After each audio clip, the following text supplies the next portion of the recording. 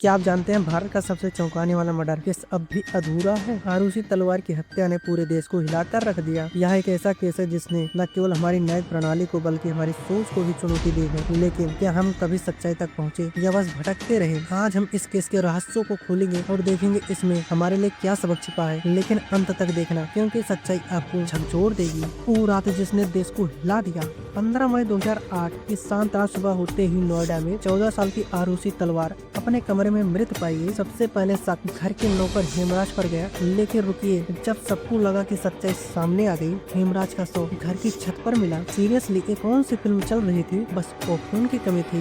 2 murder, एक घर और कोई गवाह नहीं। इस केस की सबसे डरावनी बात थी इसकी पेचकती। ऐसा क्या हुआ होगा कि एक खुशहाल परिवार में यह त्रासदी हुई? क्या ऐसा आपके साथ भी हो सकता है? यही सवाल हर भारतीय को डरा रहा था।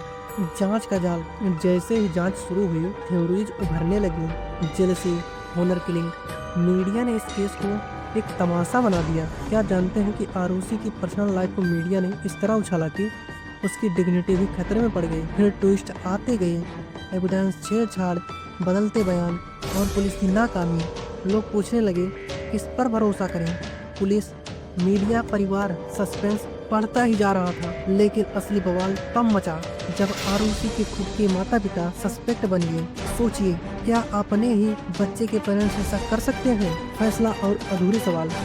2013 में राजेश और नकुल तलवार को दोषी ठहराकर उम्र कैद की सजा सुनाई गई। लेकिन 4 साल बाद हाई कोर्ट ने सबूतों की कमी के चलते इस फैसलों को पलट दिया। तलवार दंपति को रिहा कर दिया गया। जस्टिस या अनजस्टिस, आप क्या सोचते हैं? सच कहे तो इस केस को देखकर लगता है एसीपी प्रथमेश चाहिए था। कम से कम 2 दिन में इस केस को सॉल्व कर देता। आरुषि का केस हमारे सिस्टम की खामियां दिखाता है, सबूतों को संभालने में लापरवाही।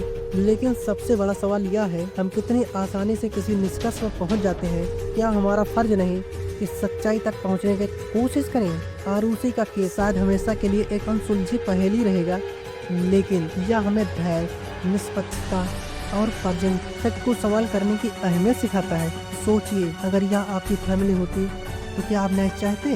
क्या आरुषि कभी न्याय पा सकेगी, या सवाल हमेशा हमें परेशान करता रहेगा?